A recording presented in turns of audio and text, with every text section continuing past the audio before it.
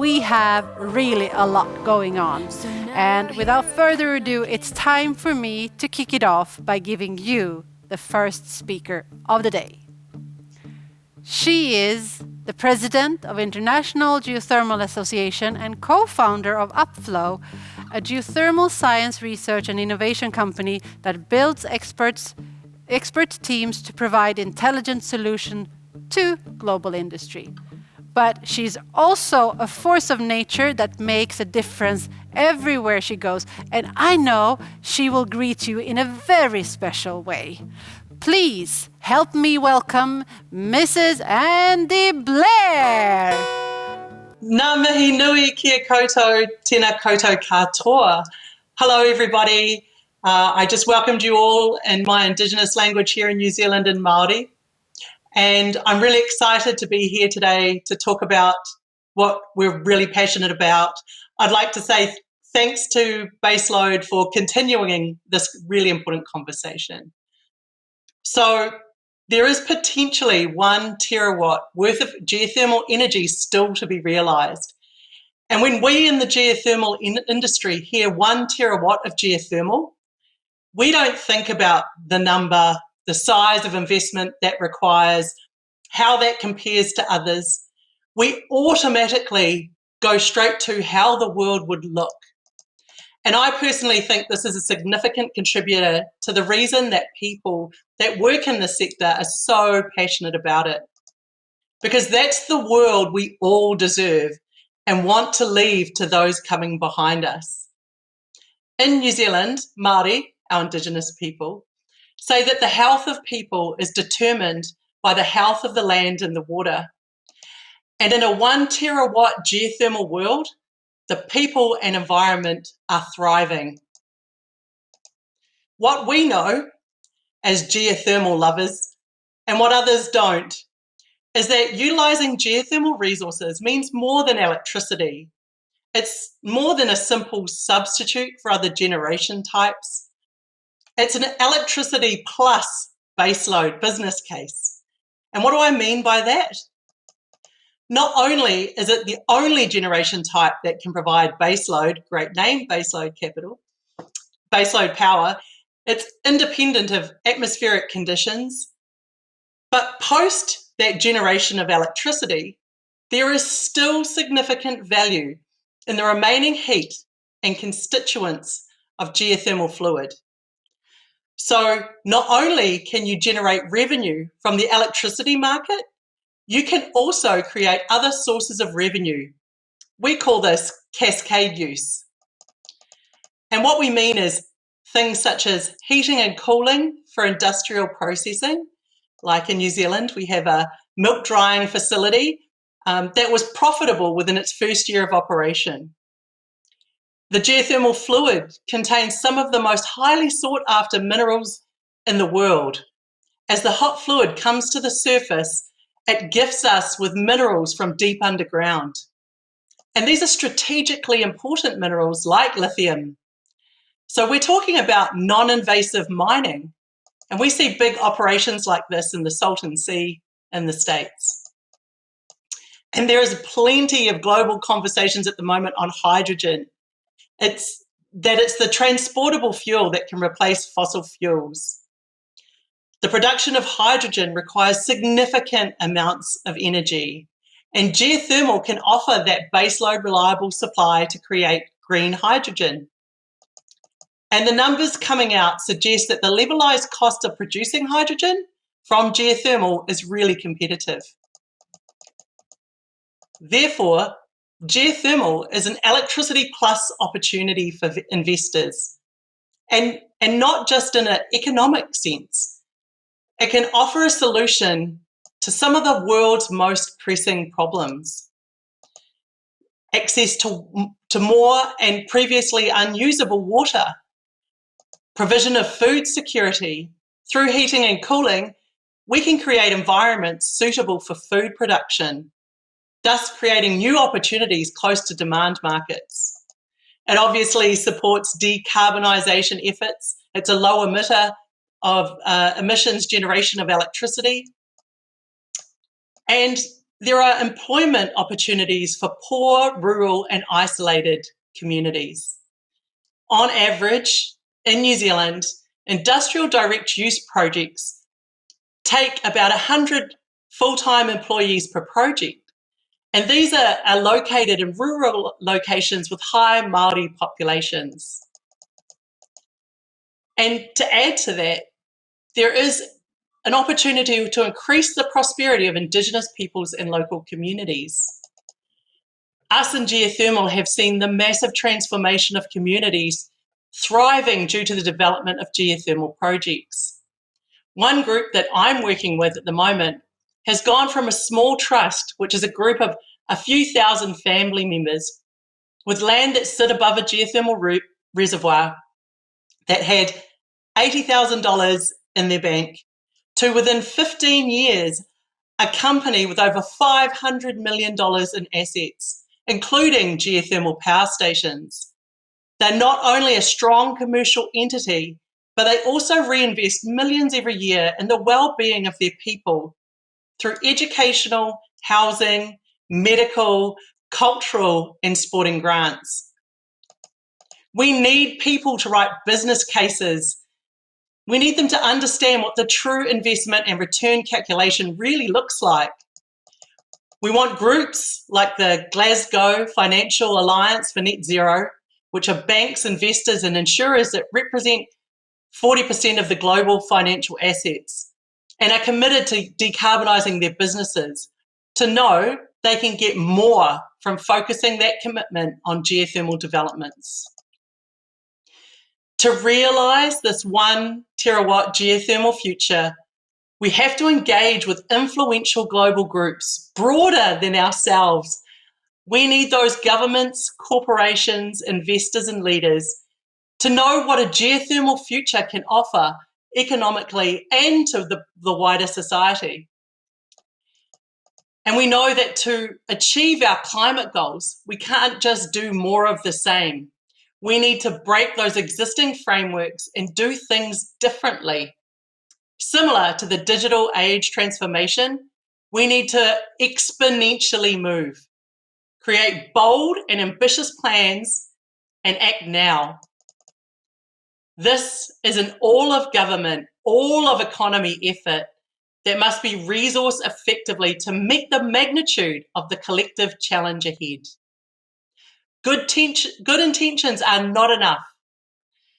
It requires sustained investment, appropriate incentives, and evidence-based interventions. And we need leaders from all sectors of society to demand more. Luckily, geothermal can offer this and is economically competitive right now. We need to raise our voices so that more people see the opportunity that exists in this space, and that choosing to invest in these projects mean you will have a greater positive impact in the world. And that 1 terawatt geothermal world is the one we all want our children to live in. Kia ora koutou. Thank you, and over to you, Christina. Thank you very much, Andy, for that passionate speech you just gave us. Tell me, there are so many questions in my head. You have had a presidency, it's coming to an end. What would you say are your biggest learnings throughout this period that you've been the president of IGA? I think first of all, it's an absolute pleasure to do it. It's an industry I love. It's full of people who are smart and want more for the world than just to be paid. And to be able to be a global voice is really important. I think what I've learnt the most is that we need to stop talking to ourselves. We're a highly technical industry, and we often sit around and pat each other on the back about how cool we are. But we actually need to step outside of ourselves and have conversations with those groups that have influence and can make it happen. I think that's really important for our industry, and our world needs these kind of geothermal options. So I think that's one of the most important things that I've learnt during my presidency. Can I ask you? You said you mentioned that we need to talk to people outside that can affect. Can you name what people what are the people we don't talk to right now that we should talk to? I think we speak of ourselves in a very humble way. We're a humble industry. We all technically look at solutions and situations. We don't stand in front of governments strongly. We don't stand in front of investors in a way that pitching is traditionally done. I think that we need to have a stronger presence inside investment rooms and really champion what we have to offer, because it's economically a strong proposition. It was quite interesting when I listened to your speech right now, because I was writing down the question: do we actually market the right things? Because you were mentioning so many other things than geothermal in a sense. What's your thought? Do we actually market and talk to the world outside about the right things in geothermal? I think we don't talk enough about, we talk into a space that's traditionally been made for us. So when people talk about levelized cost of electricity, it's a really simple equation of how much money you make over the life of your piece of equipment. And it's an operational calculation. But we don't talk about the life cycle analysis from start to end of life of equipment and plant.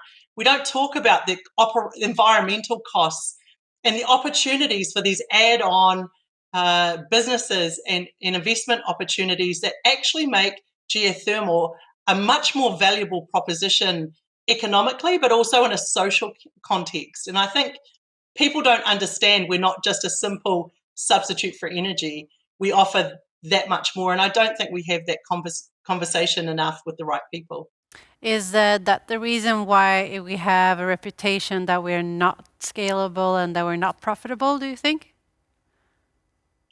I think our reputation is based on not having that loud voice, but also at the moment there's such a significant shift and faces are being turned to this renewable energy space because of the climate crisis. And I had the pleasure of participating in COP26 last year in Glasgow. And one of the things that I learnt from attending COP was that we need to act now. There's an urgent need, and we can't wait for perfection. We can't wait for perfect solutions. We have to act now and go as hard as we can right now. And I think that urgency has never really sunk into our industry, but now it has. And so many more people are looking for solutions and we can offer those solutions. So what would you say? I mean, you are coming to an end in this presidency. You have much more to offer moving forward. But what would you say, like, to your successor who is going to come and take over this role? What would you say the top 3 priorities for that person? What would be your advice? That's a good question. I'd firstly say I hope I have provided a great place for you to start. And secondly, I would say, please be visible, please be bold, and push your way into the conversations that we need to have as an industry. I think we have to continue to listen to every part of our community from all regions around the world, because there are different things happening in different places. So keeping your ears open and listening, and then be ambitious, really shoot high, aim high for our industry and push those to come with you, because there's so much more that we have yet to even think about and dream about. And so those would be my top 3 things, I would say. I think that's a good agenda for the next one. What would you say to, I mean, you have been a part of, with your role where you've been speaking to a lot of people out there. What would you say to all of us that are developers, investors within geothermal? What's the 3 top things that we should actually focus on moving ahead now? So I would say really take the time to understand the business case. Really look at that circular opportunity, holistic opportunity, that ecosystem around geothermal, and the benefits of waste gas streams, of minerals, of how to put things together in a holistic way, in an ecosystem way, because there's real benefits to be had there. Don't look at them in isolation. I would say that be brave, that this is the time for leadership, and that you should be asking for more than economic return. And if all you're getting is economic return, that's not enough. In New Zealand, and Indigenous peoples, in fact, put other things ahead of economic value when they do investment and looking at commercial things. And that doesn't say that the economics go out the window, but what it says is that economics have to work, tick. Now let's talk about the important things, which is how will this impact the environment? How will this grow our groups, our communities' social and cultural prosperity? So please look at the true cost of investment and operation and the impact you have in the world, and demand more than simple economics.